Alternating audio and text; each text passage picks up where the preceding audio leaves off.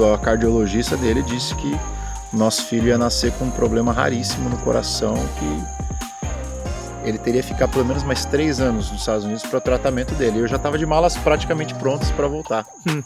O púlpito é um grande lugar para você discipular as pessoas. Mas talvez, me desculpa aí se eu vou magoar alguém, às vezes acaba sendo menos eficiente na área do discipulado, porque passa a impressão para você que o pastor tem tudo que você precisa e que só ele pode fazer aquilo. E o Jean já tinha lido os livros que tinham em português do pastor Tim Keller, e ele falou assim, fala que eu quero tirar uma fotografia com o Tim Keller. Eu falei, cara, mas como assim? Não, vai lá, pede pra ele, você conhece ele? Eu conheço. E eu peguei, eu nunca tive uma fotografia com o Tim Keller. 25 anos de 25 ministério. anos com ele. E eu coloquei os dois e tirei a fotografia. Diz o Jean que ele tem a fotografia até hoje. A fotografia tá no meu escritório até hoje. Assim, eu saí da igreja porque encontrei pouquíssima graça dentro dela.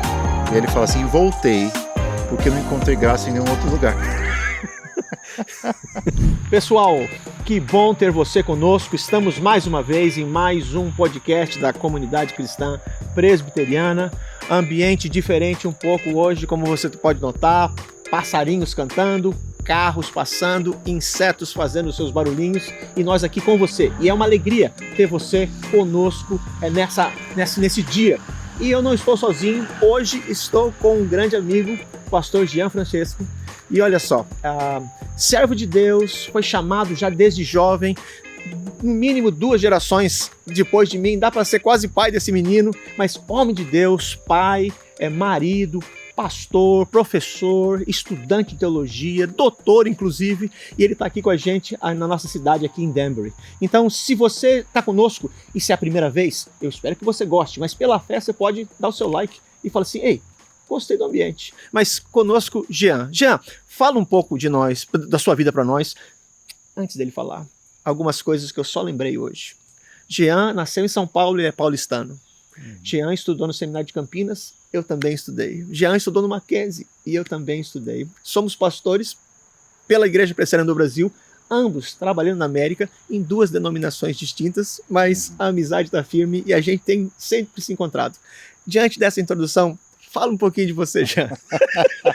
E você pode notar que a gente está bem à vontade. Right? Então, eu vim com uma bermuda de piscina aqui, desculpa aí, o pessoal está bem mal vestido, mas Darcy, uma alegria estar aqui com você. A gente Você falou que pode ser meu pai, né? Ou pode até ser candidato para ser meu avô. Ou também, já passou, também pode ser.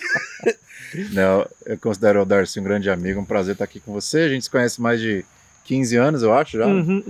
E é um prazer estar aqui no quintal da sua igreja para a gente falar sobre Deus, sobre o Evangelho, sobre pessoas e sobre como a gente vê Deus trabalhando na nossa vida, né? Já faz 7 anos que eu estou aqui na Tempo América. Passa, hein? Tempo passa. Os nossos filhos nasceram aqui, nosso ministério agora está meio a meio, né? Se eu não me engano, foram 8 anos no Brasil e agora já são 7 nos Estados Unidos. Então, metade do nosso ministério basicamente é aqui na América. Ok. E como tem sido isso? Como é que você compara? Não era a primeira pergunta que eu queria fazer, mas já estamos em ministério. Daqui a pouco eu vou perguntar como é que Deus chamou você. Mas para aqueles que até nem entendem como é que é pastorado, como é que você faz essa comparação? O que Deus te ensinou na primeira parte do seu ministério e tem ensinado nessa segunda parte? Eu acho que uma das coisas que eu tenho crido cada vez mais forte é que Deus não selecionou um local específico para a gente desenvolver o nosso ministério. Deus selecionou você para servir, independente do local. Eu jamais imaginei vir para os Estados Unidos. Eu pensei em estar aqui por uma temporada para estudar, né, como você lembra. Quis fazer meu doutorado. Já tinha um projeto de plantação de igreja engatilhado para o Brasil. Voltando para São Paulo, foco na cidade, foco na nossa língua, na nossa cultura. E Deus tem o seu jeito, né, de escrever a nossa história e acabou que todos os meus planos deram errado.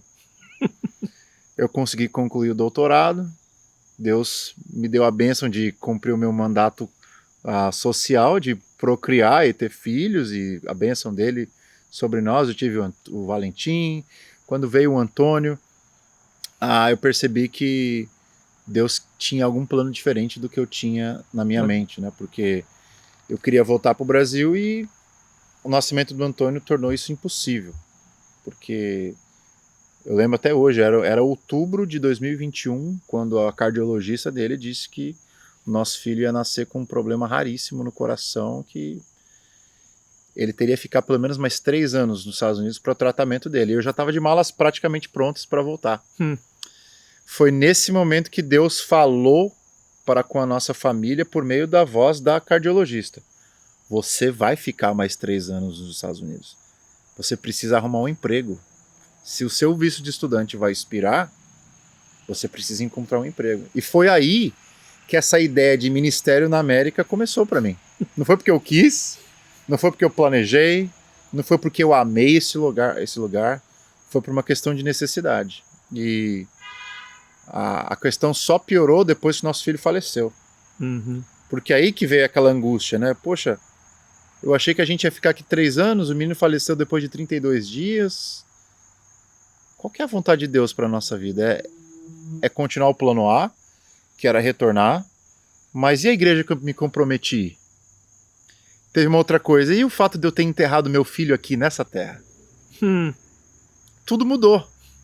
Então foi aí que eu entendi que não tem esse negócio de onde. O que Deus deu para você é o chamado. Onde você vai desempenhar é pouco importante, desde que você queira servir a Deus e está comprometido em estender o reino dele. Então, foi muito difícil para a gente. Eu acho que os meus primeiros 8, 9 anos no Brasil, eu diria que foi os fundamentos sendo lançados.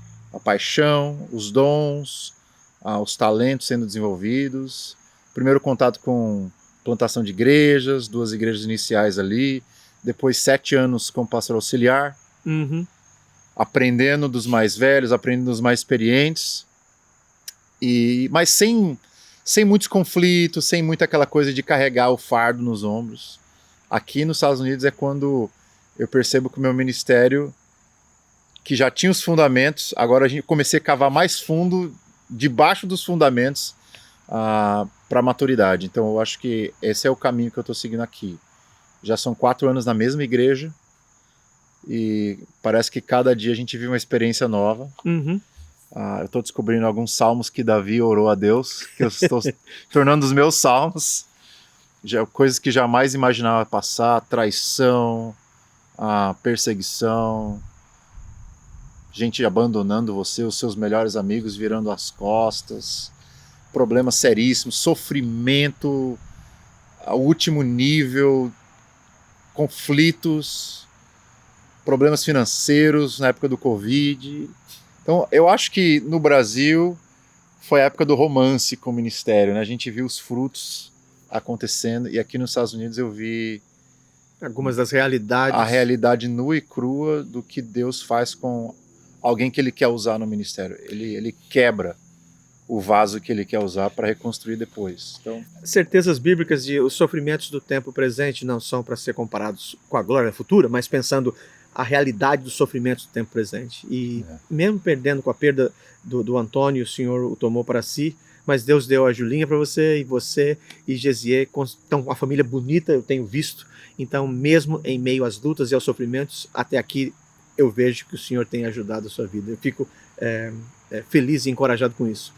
Outras pessoas às vezes estão procurando o ministério e querendo essa linha, como é que eu posso servir mais ao Senhor e tudo mais. E você teve grandes experiências ministrando, discipulando gente. O pastor Jean já escreveu um livro sobre o namoro, e inclusive vai ser produzido agora de novo, já está em pré-lançamento. E também tem um outro livro que eu também comprei, Reformando o Discipulado. E pensando nisso, nessa necessidade que a gente tem de ensinar a nova geração os caminhos do Senhor, como é que você vê isso em termos de chamado, em termos de ministério, em termos das pessoas querendo servir a Deus, e a importância desse discipulado? O que você fala para a nossa audiência de conhecer o Senhor, de aprofundar no Senhor mesmo, não só nas vitórias, mas também nos momentos difíceis, e saber que Cristo Jesus é o caminho, a verdade e a vida? Como é que você faz isso? Eu acho que eu tive o prazer de ter sido treinado para o ministério pastoral com foco no discipulado. E isso Darcy, é puramente privilégio de ter tido os professores que eu tive no seminário, de ter tido os mentores que eu tive no ministério, que tinham esse foco. O meu foco não é ser o expert que vai chegar na igreja e vai resolver todos os problemas de todo mundo. Eu sou um treinador, eu vou ensinar as pessoas a lerem a Escritura, eu vou ensinar as pessoas a fazerem o ministério junto comigo, eu vou treinar pessoas para fazer as coisas que eu não consigo fazer, eu vou delegar as coisas que eu sei fazer, mas que eu não preciso fazer, e de fato entender que o chamado pastoral não é você fazer o ministério, mas você equipar o povo de Deus para fazer o ministério. Eu acho que quando eu entendi isso, entendi bem cedo. Eu fui pro seminário com 18 anos. Eu também. Você foi com 18 também, né? Eu falei que tinha algumas coisas, né? Eu acho que o fato de eu ter entendido isso muito cedo me ajudou muito a não ter que passar por vários desapontamentos de querer ser o número 1 da igreja, aquelas expectativas românticas de que alguns pastores têm, né? Que tudo é centralizado na pessoa do pastor. Então, para mim, discipulado sempre foi a ver a artéria aorta do meu ministério. Eu estou nessa igreja para que pessoas conheçam a Jesus e para que, em conhecendo Jesus, sejam treinadas para alcançar outros. E essas outras sejam alcançadas para alcançar outros, né? É baseado em 2 Timóteo, capítulo 2, verso 2. E as coisas que você ouviu de mim, isso transmite a homens fiéis que serão capacitados a compartilharem com outros. Então, 4 gerações de discípulos, né? Paulo para Timóteo, Timóteo para pessoas confiáveis a outros. E a única coisa que eu não quero ser é uma barreira para que os outros possam conhecer, para que os outros possam treinar outros ainda mais. E esse tem sido o foco no meu ministério na Penha. Fiquei lá por 7 anos e muitos discípulos treinados, muitos pastores foram formados. Já. Uhum. Eu tenho a alegria de ter amigos lá que estão até hoje pastoreando a igreja. E tudo fruto dessa visão, né? De que o pastor, ele não está ali para fazer a obra do ministério. Ele está ali para treinar pessoas para a obra do ministério. E quando eu cheguei aqui no Michigan, isso acabou ainda mais amadurecido para uma igreja que já era enorme. A Penha, quando a gente começou a trabalhar, ela estava com seus 300, 350 membros. Eu já cheguei aqui no Michigan pastoreando uma igreja com 1.400, 1.500 membros. É outro. Só que uma igreja que não tinha visão de discipulado. Esse é o problema. E aí foi muito demorado até a igreja estar convencida de que essa era a visão que eles tinham que adotar para que continuassem a ter um ministério bem sucedido. E esse tem sido meu trabalho lá, né? Fui pastor discipulado por quase 4 anos e agora como pastor sênior. O foco é entender o que significa ser um discípulo para que então eu possa treinar outras pessoas a se tornarem discípulos de Jesus. Esse é o princípio. E a partir daí você discute como fazer, né? E, obviamente, o como, você pode ler os evangelhos, as cartas do Novo Testamento e descobrir várias estratégias, mas acho que na sua própria realidade você tem que descobrir qual que é o melhor jeito de fazer isso. Eu descobri 3 maneiras de discipular, que são as maneiras que a gente adotou na nossa igreja. Primeiro, 1 a 1. É o discipulado 1 a 1. Que é o que você tem a maior quantidade de gente amadurecida e sendo apaixonada pelo evangelho. Você investe tempo em uma pessoa por 1 ano, em um local, uma vez por semana, por 1 hora. Tem vários Zooms aí. E eu já fiz isso com mais de 40 pessoas só na nossa igreja em 4 anos. Uau. E já vi essas 40 pessoas multiplicando exponencialmente.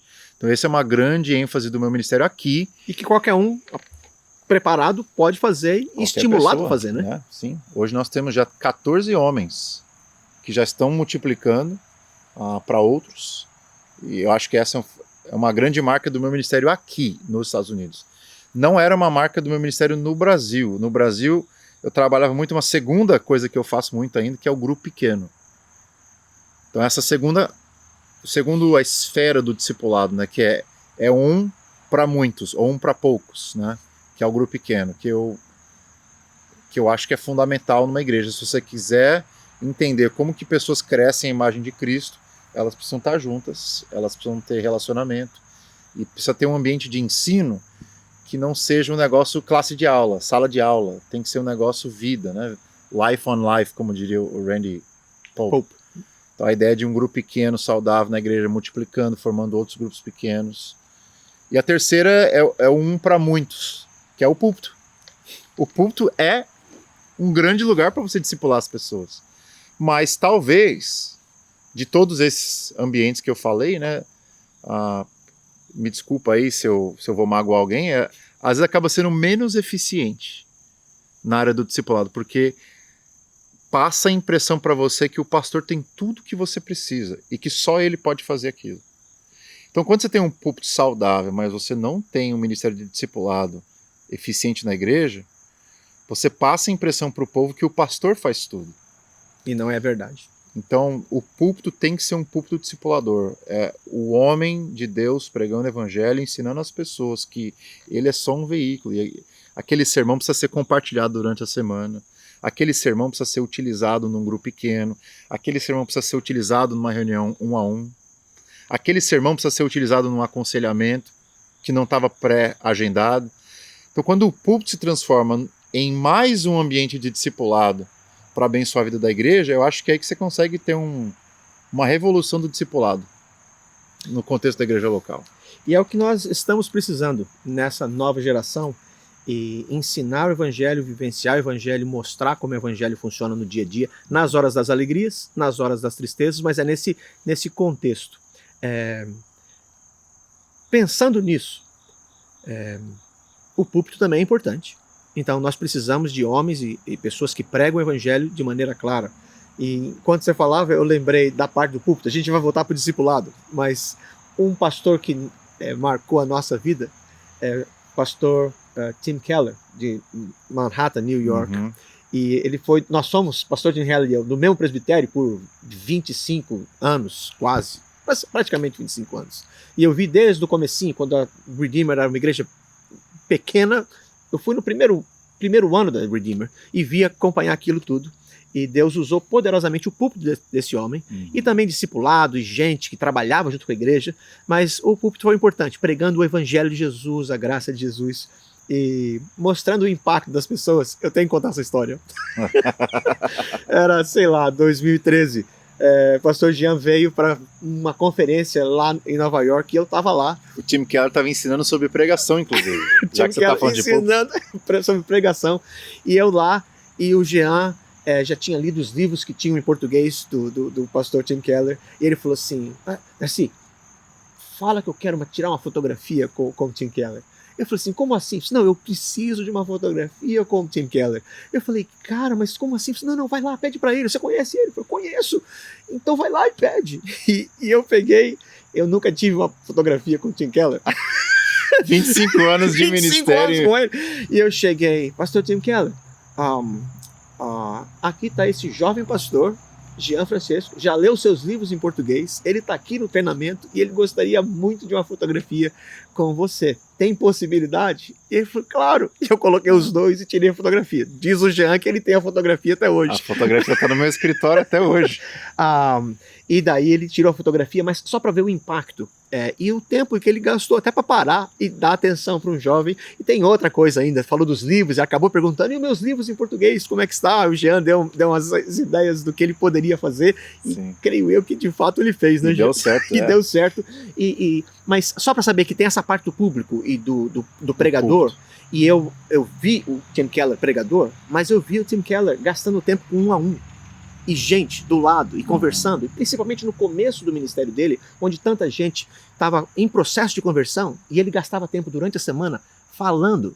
Tim Keller também, a gente conhece o Tim Keller, pregador, escritor de livros, mas ele gastou muito tempo falando 1 a 1, e pessoas vieram a conhecer o evangelho. Ele tinha o hábito de conseguir falar do evangelho em público, mas também esse outro lado seu.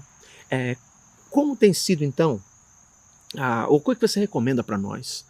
Para um crente, um homem, uma mulher que está servindo o Senhor, e a nossa ênfase sempre são nossos imigrantes, é a minha área de atuação aqui na igreja.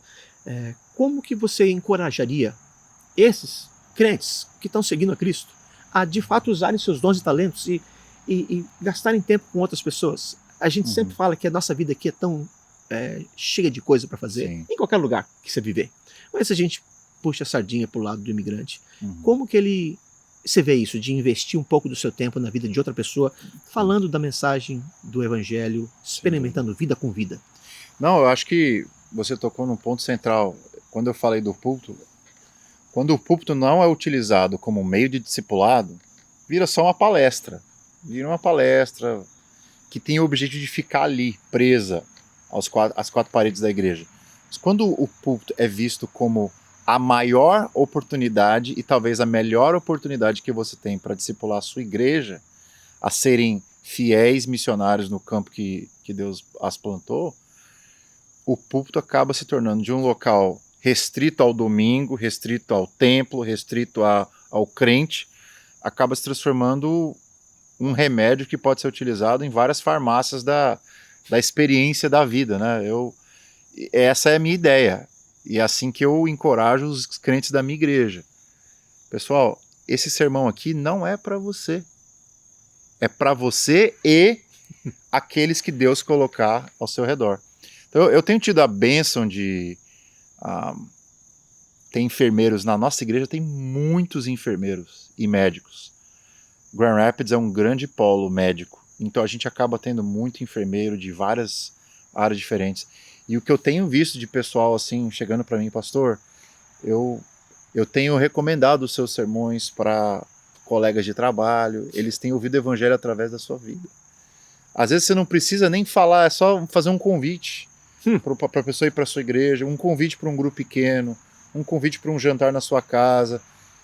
Você não precisa ter a eloquência de um pregador para ser um discipulador, mas você pode ser um facilitador. Você pode aproveitar os recursos que já estão ali. Eu acho que uma das grandes influências da minha vida foi o Dr. Alberto, que era da Penha. Ele era um parceiraço meu. Ele tinha tudo que eu não tinha.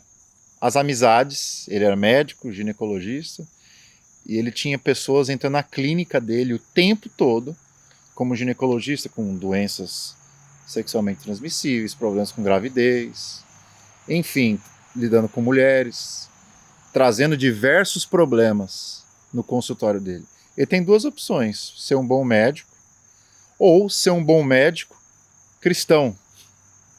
E aí nesse aspecto, e ele acho que é um bom modelo, como um bom médico cristão, ele cuidava do físico, mas ele ouvia todo o problema. E ele falou, olha, o que você precisa é mais do que eu tenho para te oferecer. Mas eu tenho um convite para você fazer. Na terça-feira à noite, eu me reúno num grupo pequeno, e nesse grupo pequeno a gente trabalha as outras questões que você está me colocando. Do seu casamento, que não vai bem, da sua ansiedade pelos filhos, da sua ansiedade pelo seu corpo, do aborto que você teve que passar, dos seus dilemas da alma. Eu não tenho condição de resolver aqui. Aqui eu trabalho com bisturi, trabalho com os meus instrumentos médicos, mas depois daqui eu acho que eu posso te ajudar também. E aí eu lembro que muitas pessoas acabaram indo para o nosso grupo pequeno, muitos se converteram, médicos, enfermeiros. Ele tinha isso que eu não tinha, que é a influência, que é o contato.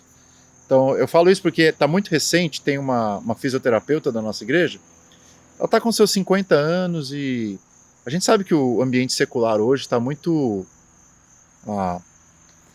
eu diria, opressor no sentido que você está lá para fazer o seu trabalho e não pode falar de religião, não pode falar de Deus, e tem pessoas que acabam se sentindo oprimidas, né? E uma irmã da igreja esses dias me falou, pastor Jean, é impossível não falar de Deus no ambiente de trabalho. Porque as pessoas elas estão tão angustiadas que ela tem um problema de fisioterapia, um problema de músculo, um problema de osso, um problema de coluna, e ela acaba falando que ela está sem propósito na vida. Ela acaba escapando que o casamento dela está acabando, que aquela dor, na verdade, é um sintoma de uma dor maior, de que ela quer cometer suicídio. E ela vem me perguntar, o que eu faço quando uma pessoa me faz uma pergunta dessa? Claro que você não pode pregar um sermão, certo? Você não é uma pastora. Mas você pode fazer uma ponte. Você pode entregar uma literatura. Você pode fazer um convite. Você pode convidar ela para ir na sua casa. Você pode convidar ela na sua igreja. Você pode convidar ela para um grupo pequeno. Você pode convidar ela para um café. E eu acho que essa é a grande dica para o pessoal que está na igreja, que quer servir o Senhor. Seja um construtor de pontes onde você estiver. certo? Você vai no mercado, a pessoa te olhou de um jeito ali, você viu que ela tá precisando de atenção, ou se você tá no ambiente de trabalho, trabalhando com alguém que chegou com aquele fardo no coração, não tenha medo de falar, não tenha medo de perguntar, não tenha medo de ajudar. Mas acho que talvez o máximo que você pode fazer no ambiente de trabalho é aquela ponte. Vamos continuar essa conversa. E é a partir daí que eu acho que nunca houve na história do cristianismo a quantidade de recursos que a gente tem hoje em inglês, para poder fazer em isso. português, para você continuar essa conversa. Eu acho que a gente só precisa ter a coragem de começar a conversa. Então, eu tenho experimentado lá na nossa igreja diversas conversões que acontecem assim. Uma conversa se inicia a partir de um dilema da vida por um membro da igreja. Esse membro da igreja, como sabe que o foco de qualquer pregação é o evangelho, ele sabe que o evangelho vai ser pregado em qualquer domingo. Porque todo sermão é evangelístico, todo sermão é uma aula sobre o discipulado. Ele traz o amigo para a igreja, e eu creio que o evangelho é o poder para transformar o pecador. O evangelho é o poder de Deus para salvar aquele que está perdido. No momento que aquela pessoa que está ouvindo o evangelho por meio do seu amigo encontra o Cristo crucificado por meio da pregação, é ali que você vai ver o evangelho tornando a vida da pessoa numa história de restauração, né? A vida de cabeça para baixo. E a gente tem visto isso. Eu compartilho histórias com você. Não, eu creio que isso é importantíssimo. E se você está nos ouvindo, e quem sabe alguns de nós já temos a gente chama de relacionamento com Jesus, somos cristãos, seguimos os ensinos do Jesus de Nazaré. Outros de nós estão só ouvindo. E alguns de nós tiveram algumas experiências religiosas, mas quem sabe você nunca ouviu falar desse Jesus, e desse Jesus que cura, restaura, te dá ânimo, perdoa pecado, dá novo vigor. Ou quem sabe você conhece alguém, você tem orado ou pensado. Uma pessoa que podia talvez ouvir uma história como essa e conectar, fazer a ponte do que o pastor Jean está falando com as realidades da sua vida. Nosso desejo é ter vídeos e ter conversas que estimulem, que encorajem a vida das pessoas a pensar, refletir na vida, nas ansiedades e teologicamente. E por que esse Jesus que a gente fala é importante? O Jesus que morreu há 2000 anos, mas de fato ressuscitou no terceiro dia. Falou que subiu aos céus e falou que vai um dia voltar para restaurar céu e terra. E nesse meio de caminho a gente está aqui como igreja. Falando nisso, a gente fala das partes positivas. Você tem aí alguns segundos para dizer, eu tenho conversado com muita gente, e alguns de vocês às vezes escrevem no particular, dizendo de aflições e angústias que pessoas tiveram com religiosos, com sistemas religiosos, com a hora que a pessoa estava vulnerável, e outras pessoas utilizaram isso não para falar essa mensagem de esperança, mas para escravizar mais. Que palavra de encorajamento você fala para pessoas que estão machucadas hoje, quem sabe nos ouvindo e precisando falar assim, pastor, é muito bonito o que você fala, mas eu acho que religião é tudo falso. Eu acho que, em primeiro lugar, essa é uma boa pergunta, né? As pessoas precisam começar a se acostumar que igreja é lugar de problema. E parar com essa ideia romântica que igreja é lugar de santo, perfeito, de um lugar pacífico. Igreja é problema. Por várias razões. Primeiro, porque a igreja está cheia de gente. E onde tem gente, tem problema. Seja crente, seja incrédulo. Segundo, porque o diabo não se preocuparia em arrebanhar pessoas do inferno para o inferno. Ele precisa de gente que está caminhando para o céu para ir para o inferno. É aquela coisa, o Dietrich Bonhoeffer tem uma frase, né? O inimigo, ele está no jardim. É lá onde ele pega as pessoas pela tentação. As pessoas que estão no jardim do Éden. As pessoas que estão caminhando com o Senhor na viração do dia. É ali que ele trabalha. Onde é que estava o diabo quando Jesus começou o seu ministério? Ele estava ali enquanto Jesus jejuava. Então, o diabo está perto dos santos. O diabo está perto do crente. Porque é ali que é o campo missionário dele. Então, se você vem para a igreja com essa ideia idealista, romântica, de que a igreja era para ser um lugar mais positivo, mais livre de conflito, de problema, eu acho que você está no lugar errado. Você devia ter ido para Disney. É ali que você vai encontrar o que você está procurando. A igreja é um campo de batalha. A igreja é um lugar de guerra espiritual. E é por isso que a igreja tem tanto conflito. Não é só porque tem problema e que tem ser humano. É porque tem uma batalha espiritual ocorrendo. Então o meu conselho para você é, se você está procurando uma igreja, a primeira coisa que você tem que procurar não é um ambiente perfeito, não é um ambiente onde não há problemas. Procura um lugar onde o evangelho é pregado fielmente a partir da escritura. Em um lugar onde as pessoas te acolhem com amor, um lugar onde você é dada a oportunidade de crescer, se desenvolver, onde os nossos pecados são denunciados e onde a cura no evangelho é oferecida. Então é tão simples e tão complexo. As pessoas elas vêm com uma expectativa de querer resolver os seus problemas e a igreja é um lugar de conflito, de problema, a gente sabe disso. Pessoas que você coloca sua confiança te traem, te abandonam, mas nada disso nos preocupa. Pelo contrário, Jesus já disse que isso ia acontecer. Ele disse que no final dos tempos o amor de muitos se esfriaria. Ele disse que muitos falsos profetas tentariam enganar os santos, se os dias não fossem abreviados, enganaria todos. Então a gente tem que levar a sério o que Jesus disse.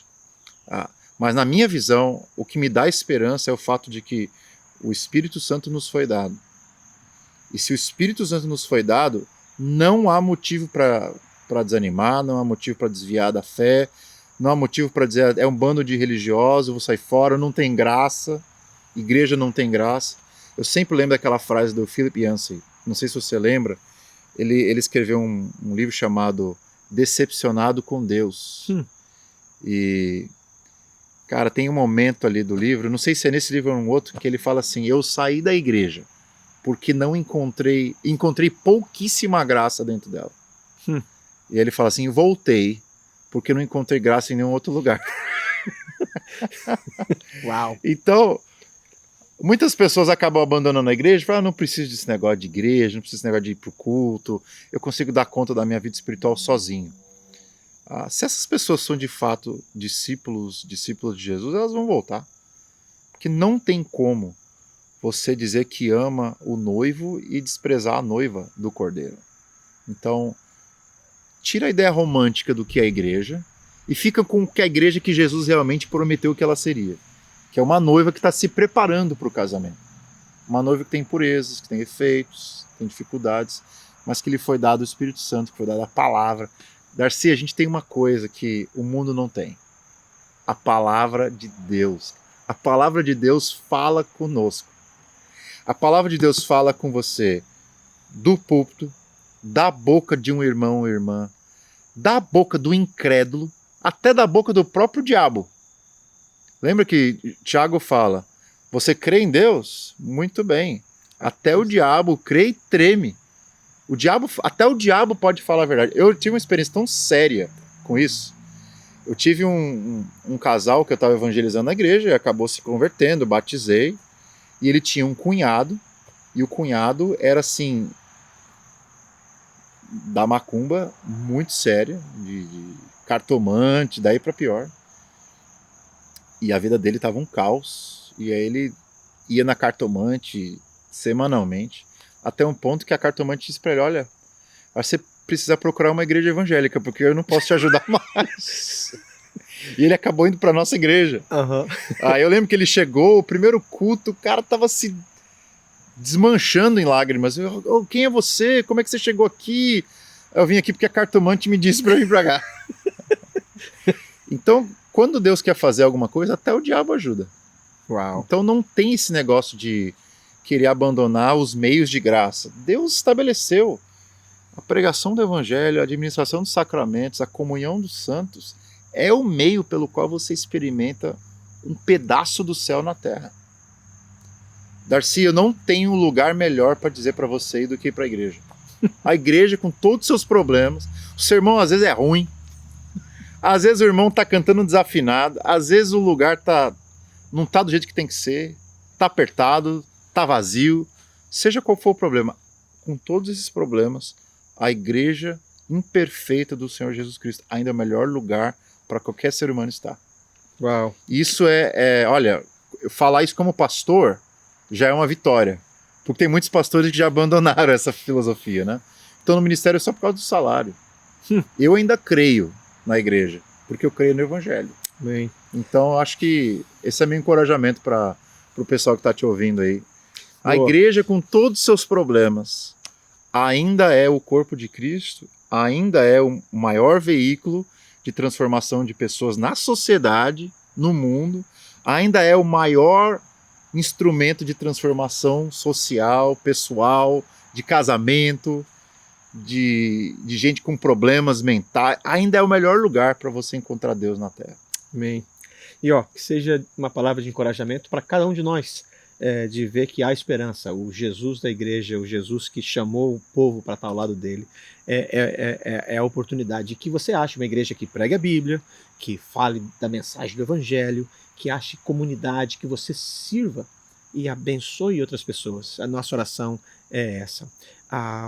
Para chegar no momento mais final da nossa conversa, às vezes o mundo, às vezes a história, às vezes as situações na vida nos deixam tristes. Alguns dos meus amigos, dos nossos amigos e da nossa igreja sofreram muito nos acontecimentos com a morte desse jovem comunicador cristão e que era gostava de debate, gostava de ir nas universidades, nos locais e me prove que eu estou errado. Falando do evangelho, falando da cultura. Muita gente não gostava dele, muita gente apaixonada por ele, jovem, 31 anos de idade, foi assassinado de maneira terrível. Como que você, que palavra você diria para nós, para refletirmos? Ele gostava de pensar e ele se mostrou cristão. Que palavra você fala? Que palavra você fala para nós, assim, do impacto dele na sua vida ou na vida do cristianismo atual? Ele certamente gostava de política, gostava do lado conservador. Sim. O ponto não é esse. O ponto é essa habilidade que ele tinha de conversar com pessoas e demonstrar o que ele cria. E foi morto de maneira trágica. Sim. Uma palavra para nós, a sua visão, sua perspectiva dessa situação. A minha esposa e eu, nós temos conversado sobre isso aí bastante. Ela já acompanhava o trabalho dele. E depois que ele faleceu, ela ficou muito tocada, porque ela vê algumas semelhanças dele comigo, no jeito dele falar, de se comunicar, e da coragem dele de desafiar as ideologias do dia, essas coisas assim. Então ela ficou até meio preocupada de eu ser o próximo, né? Então isso acabou até me levando para estudar um pouco melhor do que ele estava fazendo, né? Porque eu tinha uma ideia de quem ele era, mas nunca chegou perto. Nunca tinha estudado a fundo, até porque eu tenho um pouco de distância agora das redes sociais, mas eu tenho várias coisas na minha cabeça. Primeira coisa, eu acho que o evento Charlie Kirk nos ajuda a entender muito bem o nosso próprio tempo. Nosso próprio tempo, os indivíduos viraram câmaras de eco. A gente não consegue ouvir mais a voz do outro. A gente só repete e reverbera a nossa própria voz. Isso é uma das coisas que ele nos ajudou a entender. A morte dele é justamente isso. De uma pessoa que acreditava piamente que Charlie Kirk na Terra era um disseminador de ódio.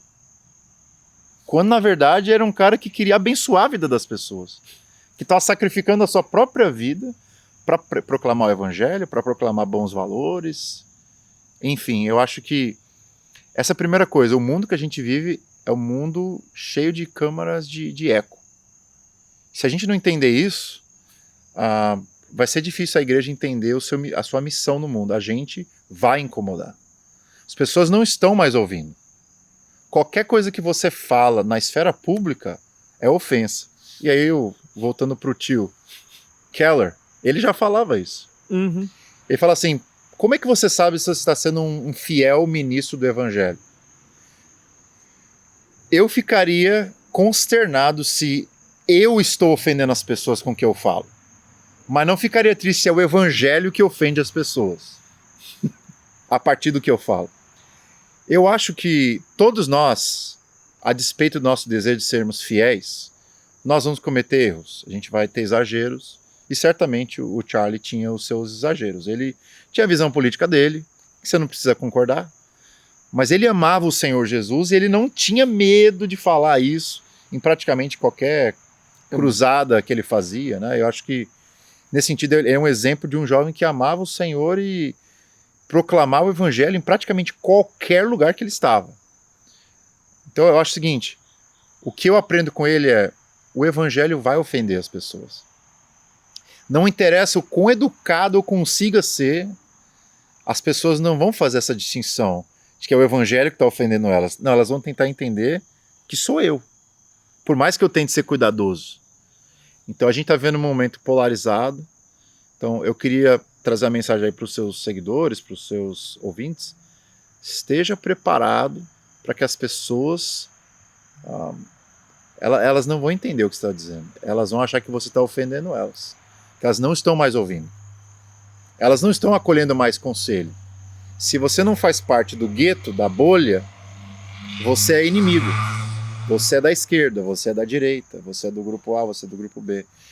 E é exatamente isso que Jesus disse que aconteceria nos últimos dias, que as pessoas teriam coceira nos ouvidos, que elas não ouviriam mais aquilo que causa desconforto, mas elas procurariam mestres para si mesmos. Lembra dessa passagem? Então eu acho que a gente chegou nesse tempo, mais do que nos tempos anteriores. As pessoas estão procurando mestres que vão falar o que lhes agrada. E para pregar o evangelho, você vai ter que desagradar pessoas. Então, não tenha medo de desagradar pessoas. Você que está nos ouvindo aí, o evangelho vai ofender. Porque o evangelho diz que você é pecador. E o evangelho diz que a menos que você encontre o Senhor Jesus Cristo como o teu Salvador e Senhor, você viverá não apenas o presente de amargura, de infelicidade, mas uma eternidade de tristeza e de abandono eterno. O evangelho é uma mensagem difícil. Antes de trazer as boas notícias, o evangelho te apresenta as más notícias. Então esteja preparado. Se você achou que tinha um jeito de tornar o evangelho palatável ao gosto, ao apetite das pessoas, o evento Charlie Kirk mostrou que isso é impossível. Por mais amoroso que o cara fosse, tomou um tiro. Uau! Então, espero que não aconteça o mesmo comigo, com você, com aqueles que nos ouvem, mas com ninguém, você será alvo. A partir de agora, o cristão carrega um alvo nas costas. E eu espero que esse evento só encoraje ainda mais pessoas a se levantarem pela causa do evangelho. A gente estava falando aí de... Ele morreu, mas quantos ele treinou que vão continuar? O ministério de falar o evangelho, de denunciar ideologias que só estão trazendo depressão e suicídio e dor para o coração das pessoas. Então, eu me sinto encorajado com o que aconteceu. O irmão em Cristo foi se encontrar com o Senhor por ter sido fiel. Né? Apesar das diferenças de opinião que você possa ter, ele era um homem fiel. E essa é a marca da nossa geração. Ser fiel, infelizmente, você vai incomodar as pessoas. E você precisa estar preparado para isso. Tem uma frase, lembra que eu falei que até da boca de quem não é crente Deus fala? Eu ouvi uma entrevista do Dana White, que não é cristão, e ele uma vez falou assim, você sabe qual que é a receita para o sucesso? Ele falou assim, eu não sei qual que é a receita para o sucesso, mas a receita para o fracasso é tentar agradar a todos. E se tem uma coisa que o evangelho não faz, é agradar a todos. A gente precisa estar aprendendo na igreja, fora da igreja, no ambiente de trabalho, no campus da universidade, que o que a gente fala vai desagradar. E não adianta tentar mudar a mensagem do evangelho. Deixa o evangelho fazer o trabalho dele. Se você tiver que pagar com a própria vida, faz parte do negócio. Palavra de encorajamento. E pensando no evangelho, deixe que o evangelho fale para você a realidade de quem você é, de quem eu sou, mas que você não seja chato por natureza. Então, que a falta de acordo, de concordância é com relação ao evangelho, mas que você seja um homem, uma mulher de Deus, vivendo da maneira como Deus quer. Antes da gente encerrar, falando no Tim Keller de novo, ele fala alguma coisa mais ou menos assim, quando se apresenta o evangelho, que você, eu, nós, somos muito piores do que a gente imagina que é. O evangelho fala isso. E a gente não gosta de ouvir isso. A gente gosta do chat GPT dizendo que ideia maravilhosa que você teve. O evangelho fala, não, você é pior do que você pensa que você é. Mas o mesmo evangelho fala, você é muito mais amado do que jamais você contemplou que pudesse acontecer. porque Deus amou o mundo de tal maneira que Ele deu seu Filho unigênito. Você não está sozinho, que Deus te abençoe, continue nos seguindo, faz o seu clique, passe isso para alguém que pode se interessar, que pode ser encorajado. Se você tem questões, escreva para nós, a gente tenta responder para você, mas que alegria você gastar esse tempo conosco. Que alegria ter você, Jean, com a gente, gastando esse tempo nessa tarde bonita, sim, aproveitando. Nós estamos no nordeste dos Estados Unidos, em breve vai ficar frio, então a gente aproveita demais dias como esse. Que a graça de Jesus esteja sobre a sua vida. Pastor Darcy aqui, Pastor Jean, lembranças da comunidade cristã presbiteriana de Danbury. Na paz do Senhor e vejo você em breve.